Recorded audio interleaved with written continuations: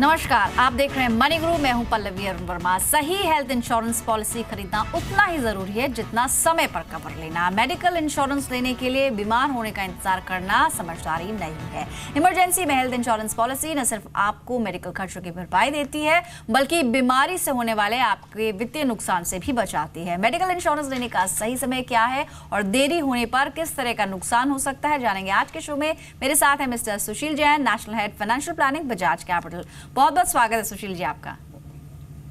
जहां तक बात है मेडिकल इंश्योरेंस की, पहले और अब में क्या कोई बदलाव आप देखते हैं लोगों के एटीट्यूड में? क्योंकि अगर हम आंकड़ों की भी बात करें तो बहुत ही कम परसेंटेज होगा शायद जो मेडिकल इंश्योरेंस खरीदता है, और उसमें से भी काफी संख्या ऐसी है जिनको ग्रुप इंश्योरेंस का फायदा मिला हुआ है, यानी कंपनी की तरफ से इंश्योरेंस है। लेकिन इंडिविजुअल लेवल पे बहुत कम लोग होंगे शायद जो मेडिकल पॉलिसी खरीदना सही समझते हैं या फिर उसकी जानकारी रखते हैं। हाँ जी, आपने बिल्कुल सही कहा कि इंडिया में अभी काफ़ी कम लोगों ने अपना हेल्थ बीमा करा रखा है। अगर आंकड़ों को हम देखें तो टोटल जो पॉपुलेशन है उसमें 15% लोगों ने बीमा करा रखा है। उसमें 15 में से 10% लोग ऐसे हैं जो कि ऑफिस से या गवर्नमेंट की तरफ से फंडिंग इंश्योरेंस से कवर है। महज 5% लोग ऐसे हैं जिन्होंने अपना बीमा करवा के रखा हुआ है। तो उस हिसाब से काफ़ी कम लोगों ने बीमा करवा के रखा है। पहली पॉलिसी जो हुई थी सन 86 में जब लाए थे, मेडिक्लेम पॉलिसी इंडिया में लॉन्च हुई थी। आज लगभग 30 साल हो गए, लेकिन हम अभी तक 5% तक ही पहुँचे हैं। तो ये थोड़ी अवेयरनेस की कमी थी और थोड़ा सा ये लोगों को था कि हमें बीमार हम होंगे नहीं, हमें ज़रूरत नहीं है, जब होंगे तब देखेंगे। लेकिन पिछले कुछ एक दशक से काफ़ी इसमें इम्प्रूवमेंट आया है। लोग काफ़ी अवेयर हुए हैं अपने हेल्थ को लेके, और मेडिकल एक्सपेंसेस भी काफ़ी बड़े हैं और काफ़ी अच्छे से ट्रीटमेंट्स भी आ गए हैं, तो इलाज भी काफ़ी अच्छे हो रहे हैं। तो अब मेडिकल इंश्योरेंस की तरफ रुझान थोड़ा हुआ है लोगों का, तो उसकी ज़रूरत अब फील कर रहे हैं लोग, जो कि एक अच्छा साइन है इंडिया के हिसाब से। राइट, यानी आंकड़े तो यही बताते हैं कि पहले के मुकाबले अब लोग फिर भी इसे खरीद रहे हैं। लेकिन सुशील जी, एक बात यहाँ पर इम्पोर्टेंट है, आपने मेडिकल खर्चों की बात की, तो जो मेडिकल इंश्योरेंस और मेडिकल इन्फ्लेशन है जहाँ तक, उसमें बहुत तेज़ी से इजाफा हो रहा है, लेकिन उस तेज़ी से लोग हेल्थ इंश्योरेंस शायद अभी भी नहीं खरीद रहे हैं। तो कितना ज़रूरी हो जाता है इसके बारे में जानना? क्योंकि शायद ना खरीदने की बड़ी वजह यही है कि लोगों को इसकी जानकारी नहीं है। और आपने काफ़ी राइटली कहा कि कई लोग सोचते हैं कि जब एज ज़्यादा हो जाएगी तब हम डिसाइड करेंगे, तब शायद जरूरत पड़ेगी। लेकिन सही अप्रोच क्या होनी चाहिए, यानी सही समय क्या है हेल्थ इंश्योरेंस खरीदने का? देखिए, आपने बिल्कुल सही कहा कि इन्फ्लेशन की वजह से, महंगाई की वजह से खर्चे काफ़ी मेडिकल से बढ़े हैं, और कई नई टेक्नोलॉजीज़ आई हैं, उसकी वजह से भी काफ़ी इम्पैक्ट आया है खर्चों पे, कि वो हमें अदर वे हमें फ़ायदा देते हैं कि वो इलाज हमारा तरीके से हो पा रहा है। जैसे अगर हम आंकड़े देखें तो जितना हमारा एक्सपेंसेस जो मेडिकल पे खर्चा होता है इंडिया का, उसका 70% एक्सपेंसेस आउट ऑफ पॉकेट कहते हैं, जो कि अपने से दिए हैं, कोई कवर लिए बिना लोग रहते हैं। वो लोग 70% लोग ऐसे होते हैं जिन्होंने अपना पैसे से अपनी पूंजी तोड़ के अपना इलाज कराते हैं, जिसकी वजह से लगभग 3% की जनसंख्या हमारी गरीबी की तरफ बढ़ गई है बीमारी की वजह से। सो ये होना बहुत ज़रूरी है। खर्चे काफ़ी बढ़ रहे हैं मेडिकल्स के, तो आपको इंश्योरेंस तो लेनी चाहिए, लेकिन ये कब सही समय है? ये सही समय अगर हम कहें कि बीमारी का होना कोई एक फिक्स टाइम नहीं होता कि 60 के बाद ही हम बीमार होंगे या 40 के बाद ही हम बीमार होंगे। बीमारी आज की डेट में जो लाइफस्टाइल है हमारी, कभी भी हो सकती है, कभी भी आ सकती है। तो जितना जल्दी हो सके आपको इंश्योरेंस लेना चाहिए। बल्कि मैं ये कहूँगा, जैसे ही आप मैच्योर हो, इंडिपेंडेंट हो, अर्निंग करना शुरू करो, तो सबसे पहले आपको एक अपना स्वास्थ्य का बीमा लीजिए, क्योंकि हेल्थ है तो आप बाकी वेल्थ को एंजॉय कर सकते हो, अदरवाइज आपको मुश्किल हो जाएगी आगे। तो हेल्थ इज वेल्थ, जो एक काफ़ी पुरानी कहावत भी है, उसको अगर आप सार्थक करना चाहते हैं तो ज़रूरी है कि आप टाइमली पॉलिसी को खरीदें। लेकिन जहाँ तक टाइम डिसाइड करने की बात है, आपने कहा कि जैसे ही आप अपने पैरों पर खड़े हों, आपने जॉब करना शुरू किया, तो आप उसी दिन को सही समय मान लीजिए और वहाँ पर पॉलिसी खरीदें। लेकिन जो इसका दूसरा पहलू है, यानी अगर लेट खरीदते हैं कोई पॉलिसी, इन दैट केस किस तरह का नुकसान हो सकता है, कैसी प्रॉब्लम सामने आ सकती है बिसाइड्स फाइनेंशियल इश्यूज? देखिए, लेट खरीदने के काफ़ी नुकसान होते हैं। उनमें आप ये देखिए, अगर आप काफ़ी ज़्यादा लेट करते हैं तो कई आपकी ऐसे डिजीज़ आपको आ जाती हैं जिनको कवर शायद इंश्योरेंस पॉलिसी उस टाइम पे ना करे। सो कई प्री एग्जिस्टिंग डिजीज़ वगैरह का आपको बेनिफिट्स नहीं मिलता है। दूसरा, आपकी जो नो क्लेम बोनस है वो आपको नहीं मिलता है। नो क्लेम बोनस का भी नुकसान होता है आपको, वहाँ पे भी एक आप देख सकते हो। और उसके अलावा आप अगर ये सोचो कि जितना प्रीमियम आपका ज़्यादा आएगा, जिस एडवांस एज में आप लोगे आपको प्रीमियम ज़्यादा आएगा, क्योंकि आपको बीमारियां होने के चांसेस ज़्यादा बढ़ जाते हैं। तो ये यानी तो रिस्क बढ़ जाएगा, तो ऐसे में जितना लेट हम करेंगे उतना ज़्यादा नुकसान हो जाएगा। साथ ही एक वेटिंग पीरियड, काफ़ी हम वर्ड इस्तेमाल करते हैं और इसको पढ़ते हैं, जानते हैं, इसके बारे में थोड़ा बताइए। अगर हम जल्दी यानी कम उम्र में 35 ईयर से पहले मेडिक्लेम पॉलिसी ले लेते हैं तो कैसे बेनिफिट उठा सकते हैं, और ये जो वेटिंग पीरियड है ये क्या अलग अलग कंपनी में अलग होता है, किस तरह से वर्कआउट होता है ये? देखिए, वेटिंग पीरियड्स के कुछ नॉर्म्स हैं, जो कि अगर कोई भी आप पॉलिसी लेते हो तो पहले 30 से लेकर 90 दिन तक का आपके पास इंश्योरेंस कंपनी आपको क्लोज लगा सकती है कि उस पीरियड में कोई आप अगर क्लेम लेते हैं तो आपको उसको क्लेम को नहीं दिया जाएगा। और इसके अलावा अलग तरीके की वेटिंग्स है, जैसे अगर आप कुछ प्री एग्जिस्टिंग डिजीज़ है उनमें अप टू मतलब आपको 48 साल 4 साल से 5 साल तक का वेटिंग पीरियड लगा सकती हैं कंपनियां कि आप नेक्स्ट 4 साल तक प्री एग्जिस्टिंग का नहीं ले सकते हैं। आजकल मैटरनिटी कवर भी काफ़ी कंपनियां देने लग गई हैं, तो वहाँ पे भी आपको लगभग 9 महीने से लेकर 12 महीने तक का वेटिंग पीरियड उस क्लेम को आपको एंजॉय करने के लिए इंतजार करना पड़ सकता है। तो इसीलिए अगर आप पहले आप लेते हो तो ये वेटिंग पीरियड जो है ये आपको जब अच्छे दिन होंगे उन्हीं में ही निकल जाएंगे, एंड देन ज़रूरत के टाइम पे आपको इंतजार करना नहीं पड़ेगा। यानी कि आप वेट ना करें कि जब आपको कोई बीमारी होगी या फिर किसी तरह का मेडिकल खर्चा आएगा, पहले से अपने आप को आप प्रिपेयर करके आगे चल सकते हैं। लेकिन जहां तक बात है पॉलिसी खरीदने की, तो पॉलिसी खरीदने के कितने दिन के बाद से कवर मिलना शुरू हो जाएगा? जैसे कि मैंने बताया कि आपको 30 दिन से लेकर 90 दिन तक का वेटिंग पीरियड रहता है, तो आप ये मान के मिनिमम 30 दिन तो आपको वेटिंग पीरियड होता है। जब भी आप पॉलिसी लेते हो, पॉलिसी से 30 दिन तक आप कोई क्लेम नहीं कर सकते हैं, और अगर आप करोगे तो वो आपका क्लेम मिलेगा नहीं आपको। ठीक है, यानी जब आपने पॉलिसी खरीदी उससे 30 डेज से लेकर 90 डेज का एक समय होता है कंपनी की तरफ से, जिसे हम वेटिंग पीरियड कह रहे हैं। और ऐसे में जो पहले से अगर कोई बीमारी है आपको, उसके लिए भी अलग अलग बीमारी का वेटिंग पीरियड अलग हो सकता है। साथ ही शायद इसमें टैक्स की छूट भी मिलती है, तो वो कितनी है अभी? बिल्कुल, ये अगर फाइनेंशियल छूट को फाइनेंशियल छूट को आप देखें तो इनकम टैक्स का आपको बेनिफिट मिलता है। ये आपको 25,000 रुपये तक का मिलता है। अगर आप सीनियर सिटीजन हो तो आपको 30,000 तक का है। आप अपने पेरेंट्स को कवर करो तो उनका भी आपको एडिशनल बेनिफिट मिलता है, तो इस हिसाब से आप 55,000 रुपये तक का छूट की क्लेम कर सकते हो। और टैक्स प्लानिंग के पॉइंट ऑफ व्यू से भी आपको पोर्टफोलियो में या मेडिक्लेम पॉलिसी होनी चाहिए। अगर आप फिनेंशियली प्योरली देखें कि मेरे को फिनेंशियली क्या फ़ायदा है, तो आपको यहाँ पे अगर आप हाईएस्ट टैक्स ब्रैकेट में भी हो और 25,000 रुपये भी ले रहे, आपको टैक्स का बेनिफिट मिल रहा है, तो लगभग 7 से 8,000 रुपये तक की आपको टैक्स का छूट वहाँ पे भी मिलती है। सो ये एक एडिशनल बेनिफिट है उन लोगों के लिए जो मतलब टैक्स के पॉइंट ऑफ व्यू से अगर मेडिक्लेम प्लान लेना चाहें, और ये सेक्शन 80C के ऊपर अलावा मिलती है, ये उस सेक्शन 80C में नहीं आती है, सेक्शन 80D में मिलती है। राइट, तो एक नहीं अनेक बेनिफिट्स हैं अगर आप हेल्थ इंश्योरेंस खरीद रहे हैं। सबसे पहला तो ये कि आपको किसी भी मेडिकल इमरजेंसी के लिए ये पॉलिसी तैयार करती है। फाइनेंशियल लॉस जो आपका होगा बीमारी की वजह से, वो तो आपका कवर होगा, यानी कि आप रिकवर भी एक कह सकते हैं पीस ऑफ माइंड के साथ कर पाएंगे। और साथ ही आपको सेक्शन 80D के तहत टैक्स छूट का फायदा मिलता है। इंडिविजुअल्स के लिए छूट 25,000 रुपये है, वहीं सीनियर सिटीजन के लिए 30,000 तक की छूट है। यानी एक इंडिविजुअल अगर उसके पेरेंट्स डिपेंडेंट है तो करीब 55,000 रुपये तक की छूट 80C के बियॉन्ड भी ले सकता है। ये तो खैर इसकी टैक्स छूट का एस्पेक्ट हुआ, लेकिन जब हम मेडिक्लेम लेने जा रहे हैं, क्या क्या चीजें हैं, क्या बातें हैं जो ध्यान में रखनी है? आपने एज का एक फैक्टर बताया सुशील, कि बहुत ज्यादा लेट करेंगे तो आप रिस्क जोन में चले जाएंगे, और कई सारी बीमारियां हैं, चाहे फिर वो डायबिटीज है, ब्लड प्रेशर की प्रॉब्लम है, दिल या फिर सांस की बीमारी, आप ज्यादा वल्नरेबल हैं ऐसी बीमारियों के लिए। ऐसे में शायद प्रीमियम भी हायर साइड पे हो सकता है। तो जब हम पॉलिसी लेने जा रहे हैं, किन चीजों का ध्यान रखना है? चेकलिस्ट क्या होनी चाहिए? साथ ही 2 तरह से शायद हम क्लेम लेते हैं, रीइंबर्समेंट और साथ ही आप कैशलेस भी कर सकते हैं, उसके बारे में थोड़ा समझाइए। जब आप पॉलिसी लेना चाहें तो कुछ चीज़ें हैं जो आपको पहले ही चेक कर लेनी चाहिए पॉलिसी लेने से पहले। एक तो आपके पहले अपना, जैसे कि आपने कहा एज ब्रैकेट, आपको कौन सी पॉलिसी आपको सूट करती है वो आप देखिए कि आपकी एज के हिसाब से क्या क्या चीज़ें की कवर की आपकी रिक्वायरमेंट है। दूसरा आपको जो बहुत अहम है वो है हॉस्पिटल का नेटवर्क, कि कहाँ कहाँ उनके हॉस्पिटल्स में टाई अप्स हैं, सो डेट कि आपको जब क्लेम की ज़रूरत पड़े जो नियरेस्ट आपके जो एरियाज़ हैं वहाँ तो वो हॉस्पिटल्स तो कवर करें एटलीस्ट। इसके अलावा आप TPA को भी देख सकते हैं। TPA के सर्विस प्रोवाइडर्स होते हैं, तो उस टाइम पे सर्विस किस तरह की आपको मिलती है, उनके क्लेम रेशियो, सेटलमेंट रेशियो भी आप देख सकते हैं। रूम रेंट आपको देखना चाहिए कि रूम रेंट की कैपिंग है कि नहीं है। अगर रूम रेंट की कैपिंग है तो वो कितनी है और किस कंडीशन में मिलेगी। तो कई जगह आपको रूम रेंट ऐसे होता है कि समय शॉर्ट से लिंक किया हुआ होता है कि समय शॉर्ट का 1 या 2% दिया जाएगा। और कई कंपनी आपको ऑफर करती है कि आप 3 या 5 लाख का समय शॉर्ट लेते हो तो आपको रूम रेंट की कैपिंग नहीं होगी। तो वो भी आपको देख सकते हैं। प्लस आपका ओपीडी एक्सपेंसेस के लिए भी कई कवर करते हैं। अगर बीमारी के 30 दिन पहले या 30 दिन बाद के जो एक्सपेंसेस है वो कवर कर रहे हैं कि नहीं कर रहे हैं, वो आपको चेक करना चाहिए।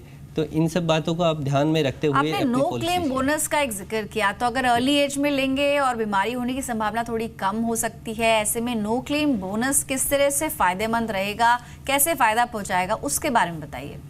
देखिए, अगर आप थोड़ा जल्दी लेते हैं और आपके कोई क्लेम नहीं होता है तो कंपनी आपको, अगर क्लेम नहीं होता तो उसका बेनिफिट देती है नेक्स्ट ईयर के प्रीमियम पे। सो वो आपको हर साल मिलता है 10%, 20%, depending on the policy to policy, up to 50% तक भी मिलता है किसी किसी में।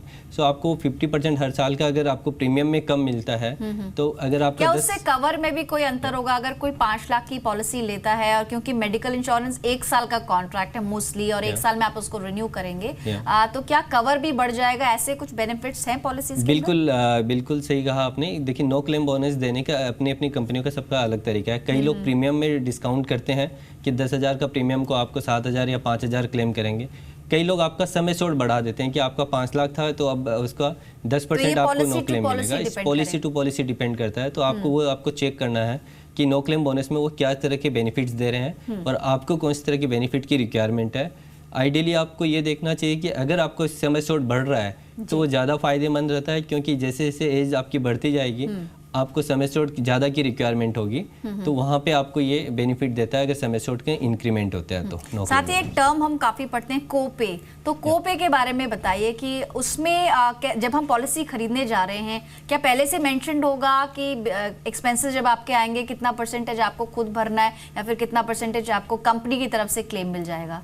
बिल्कुल, कोपे एक्चुअली ये है कि आपको छोटे छोटे क्लेम ना करें, उस वजह से करते हैं कंपनियां कि ऐसे होता है कि हमने इंश्योरेंस पॉलिसी ली है और एक टेंडेंसी हो जाती है कि हमने पॉलिसी ली है तो अब क्लेम करें हम, कि कुछ भी छोटी बीमारी हुई हम क्लेम करने पहुंच गए।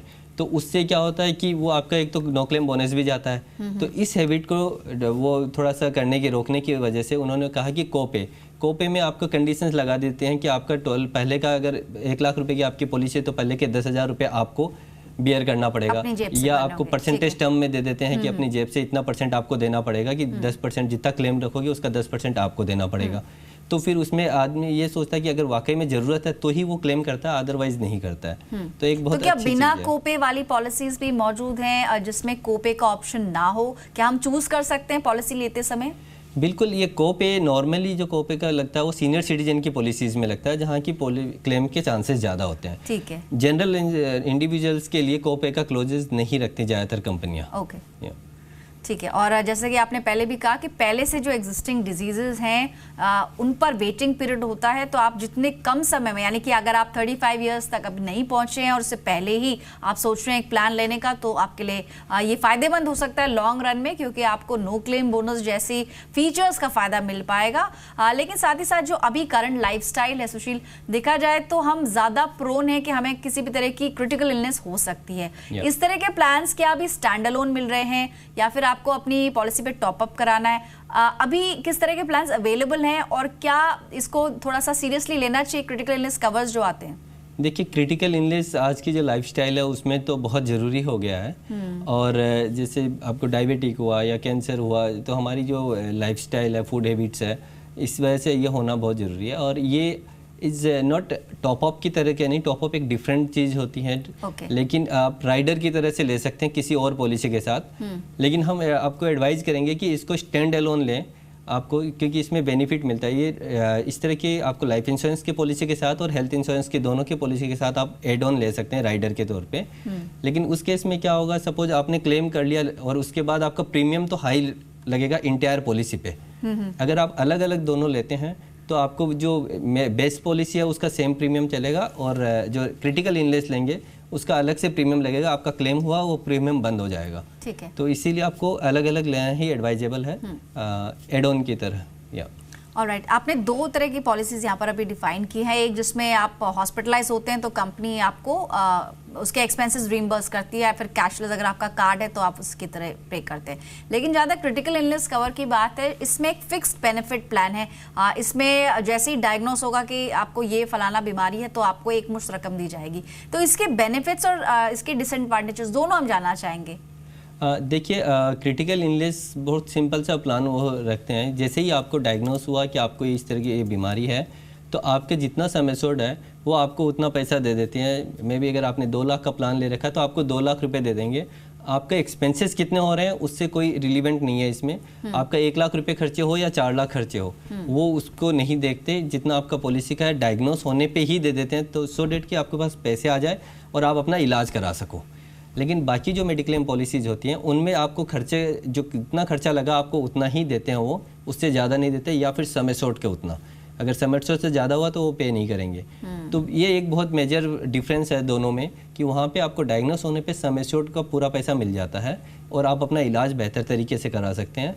और नॉर्मल पॉलिसीज़ में क्या होता है, आपको इलाज कराते हैं, जितना खर्चा लगता है वो आपको कैशलेस में आपको देना नहीं पड़ता। अगर कैशलेस आपकी फैसिलिटी नहीं है तो आपको पहले पे करके फिर क्लेम करना पड़ता है। तो ये 2 मेजर डिफरेंस है क्रिटिकल इलनेस के में और इसमें। मेडिक्लेम पर चर्चा हम कर रहे हैं। आप अगर हेल्थ इंश्योरेंस खरीदने की सोच रहे हैं तो आपकी चेकलिस्ट में क्या क्या होना चाहिए, और हमारे साथ है सुशील जैन बजाज कैपिटल से।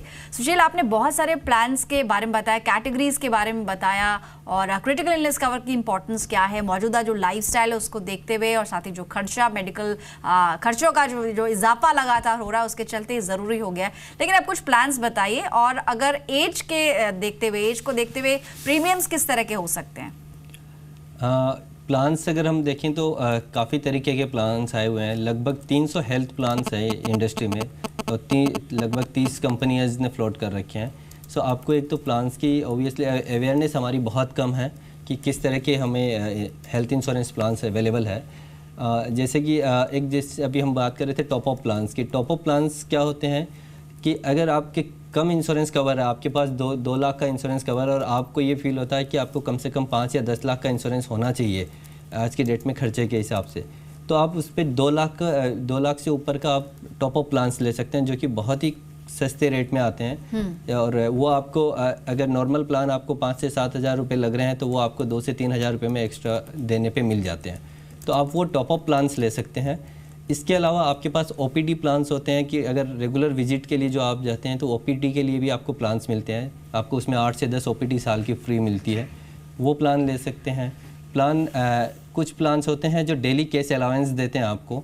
अगर आपकी तो मेडिकल एक्सपेंसेस पॉलिसी से कवर हो जाते हैं, लेकिन आपका जो अटेंडेंट है उसके आने जाने का खर्चा, उसके रहने का खर्चा, वो मेडिकल पॉलिसी आपके कवर नहीं करती है।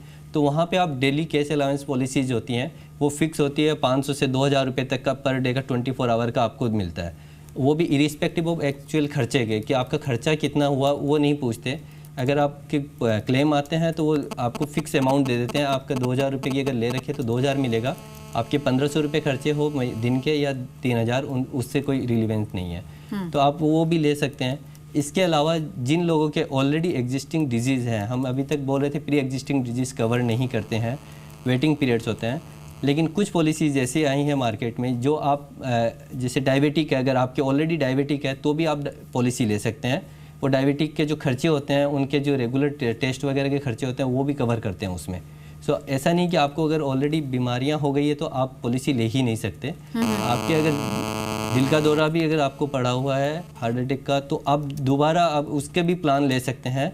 तो ऐसा कुछ है नहीं कि कवर आज की डेट में होता नहीं, सब कुछ कवर होता है। आपको थोड़ा सा सर्च करना होगा, आप अपने एक्सपर्ट से बात कीजिए, आपको सूटेबल प्लान आपको बता दिया जाएगा। इनफैक्ट सुशील, बहुत सारी वेबसाइट्स भी हैं, आप ऑनलाइन में भी ऑप्शंस देख सकते हैं और कंपैरिजन कर सकते हैं। तो ये अब काफ़ी चेंज आ रहा है, धीरे धीरे लोग कंपैरिजन करके और प्रीमियम्स जो उनको कम लग रहे हैं या फिर जो फीचर्स हैं उनको देख कर डिसाइड कर सकते हैं कि कौन सी पॉलिसी उन्हें सूट करेगी। लेकिन एक चीज़ बताइए, अगर कोई प्लानिंग कर रहा है अपने पोर्टफोलियो की और उसमें इंश्योरेंस लेना चाह रहा है, तो पहले इंपॉर्टेंस किसको दें? टर्म प्लान खरीदें पहले या फिर हेल्थ इंश्योरेंस? क्या इंपॉर्टेंट है, प्रायोरिटाइज क्या करेंगे? देखिए, अगर हम इमोशनल ग्राउंड पे कहते हैं तो सबसे पहले कहते हैं कि टर्म प्लान लेना चाहिए। अगर आपको कुछ हो जाता है तो आपकी फैमिली को कवर करता है वो। बट मैं अपने क्लाइंटों को एडवाइस करता हूँ कि टर्म प्लान से भी ज़्यादा ज़रूरी होता है आपको मेडिक्लेम पॉलिसी, क्योंकि कभी भी आप फ्लाइट में भी जाते हैं तो आपको पहले ये कहा जाता है कि अपना मास्क पहले लगाइए इमरजेंसी में ऑक्सीजन का, और उसके बाद अपने बच्चों का लगाइए। क्यों कहा जाए? क्योंकि पहले अपनी रक्षा जरूरी है। तो आप मेडिक्लेम पॉलिसी लेते हो तो आप अपनी लेते हो, आप सर्वाइव कर रहे हो, आप जिंदा हो, उसी टाइम पे आपकी रिक्वायरमेंट आई हो, आपको फुलफिल करना है। सो वो पहले सबसे ज़रूरी है। उसके बाद आप टर्म प्लान लीजिए। सेकंड स्टेज पे आपको ऑब्वियसली टर्म प्लान लेना चाहिए फैमिली कवर के लिए, कि अगर आपको कुछ होता है तो फैमिली को संभालने के लिए। लेकिन ऐसा नहीं हो कि आपको हेल्थ प्लान नहीं है और आपको संभालने के लिए फैमिली को आपकी हॉस्पिटल बिल्स के लिए आप अपने आप को हेल्थ वाइज पूरा सुरक्षित कर लें और उसके बाद फैमिली के लिए टर्म प्लान ले सकते हैं। तो आप प्रीमियम्स बता दीजिए। अगर 30 इयर्स तक एज है और अगर 35 से पहले कोई खरीदता है तो लगभग 5 लाख की पॉलिसी और 10 लाख की पॉलिसी में प्रीमियम्स क्या रेंज रहेगी? देखिए, 5 लाख की पॉलिसी लेते हैं और 30 का एज है आपका, तो आपको 8 से 10 हज़ार रुपये तक का वेराई करेगा डिपेंडिंग प्लान टू प्लान। तो 8 से 10 हज़ार रुपये की प्रीमियम में आपको 5 लाख का कवर मिल जाएगा। और वही 10 लाख अगर आप लेते हैं तो वो लगभग 12 हज़ार के आसपास आपको प्रीमियम देना पड़ेगा 10 लाख की पॉलिसी के लिए। सो आप अगर 35 साल के आसपास की आपकी एज है। ठीक है। तो मैक्स, बूपा, अपोलो, कई सारे प्लान्स हैं जो आपको मिल जाएंगे और अपनी एज और अपनी ज़रूरत के हिसाब से डिसाइड कर सकते हैं। लेकिन एक इंपॉर्टेंट क्वेश्चन सुशील जाते जाते हैं कि ये डिसाइड कैसे होगा, यानी कवर चूज कैसे करेंगे? 5 लाख का कवर सूटेबल है मेरे लिए या फिर 10 लाख का? और किस शहर में आप रहते हैं, क्या इस पर भी डिपेंड करेगा? देखिए, इंश्योरेंस का कवर जो आप लेते हो वो कभी भी आपकी इनकम या आपका शहर पे डिपेंड नहीं करता है। ये हम जब आपको कहते हैं कि 5 लाख का लेना है तो वो मिनिमम कवर 5 लाख का होना चाहिए। अदरवाइज आपकी आज की डेट में 10 लाख से नीचे का कवर आप लेते हो तो आपको थोड़ा सा प्रॉब्लम में आ सकते हो, अगर आपको थोड़ा ज़्यादा स्टे करना पड़ता है अगर अच्छे हॉस्पिटल्स में। सो 10 लाख का होना चाहिए, लेकिन मिनिमम कवर वो कहते हैं, ये मैक्सिमम नहीं है, ये एक आइडियल है। अदरवाइज 5 से तो आप शुरू कर ही दीजिए, 5 का तो बेयर मिनिमम होना चाहिए। ठीक है, यानी आप अपनी फैमिली में कितने लोग हैं इस पर भी डिसाइड कर सकते हैं कि आपको कौन सी पॉलिसी सूट करेगी। लेकिन सुशील, एक बात बताइए, अगर न्यूक्लियर फैमिली है क्या कोई फर्क होगा इससे? अगर फैमिली में सीनियर सिटीजन्स भी यानी पेरेंट्स भी इंक्लूडेड हैं, क्योंकि शायद 2 तरह की पॉलिसीज हैं। आप फ्लोटर ले सकते हैं जिसमें सारी फैमिली कवर होती है, और साथ ही आप सिर्फ अपनी वाइफ और बच्चों को लेकर भी पॉलिसी ले सकते हैं। तो डिसाइड कैसे होगा? देखिए, अगर 2 तरह की होती है, एक इंडिविजुअल और एक फ्लोटर। फ्लोटर में क्या होता है, आपको फिक्स सम एश्योर्ड मिलता है और पूरी फैमिली उसमें कवर होती है, तो जैसे जैसे रिक्वायरमेंट होती है जिसको वो ले सकता है। लेकिन अगर आपके सीनियर सिटीजन पेरेंट्स है तो आपको फ्लोटर एडवाइजेबल नहीं होगा, कि फ्लोटर पॉलिसी में जो प्रीमियम कैलकुलेशन होता है, जो सबसे ज़्यादा एज वाले व्यक्ति होते हैं उसके हिसाब से प्रीमियम कैलकुलेट होता है। तो आपको सारे को उसी के हिसाब से, अगर 65 साल के आपके पेरेंट्स हैं तो 65 साल की एज के हिसाब से ही कंप्लीट 10 लाख का प्रीमियम कैलकुलेट होगा, जो कि बहुत ज़्यादा हो जाता है कई बार। अदरवाइज अगर आपके न्यूक्लियर है, हस्बैंड वाइफ और बच्चे हैं आपके, तो आपको फ्लोटर लेना चाहिए, उसमें आपको आपकी एज के हिसाब से, यानी फैमिली में कौन कौन है उसके हिसाब से आप डिसाइड कर सकते हैं। तो कई ऑप्शंस हमारे एक्सपर्ट ने बताए हैं। सुशील, शुक्रिया आपका, अपने समय दिया और पूरा विस्तार से हमें समझाया हेल्थ इंश्योरेंस जब आप लेने जा रहे हैं। अगर घर में सीनियर सिटीजन हैं उनके लिए आप अलग पॉलिसी ले सकते हैं, और अब मार्केट में कई सारे ऑप्शंस मौजूद हैं। और अगर न्यूक्लियर फैमिली में आप रहते हैं तो आप अपने लिए अलग फ्लोटर पॉलिसी खरीद सकते हैं। फिलहाल इस खास पेशकश में इतना ही, दीजिए इजाजत, नमस्कार।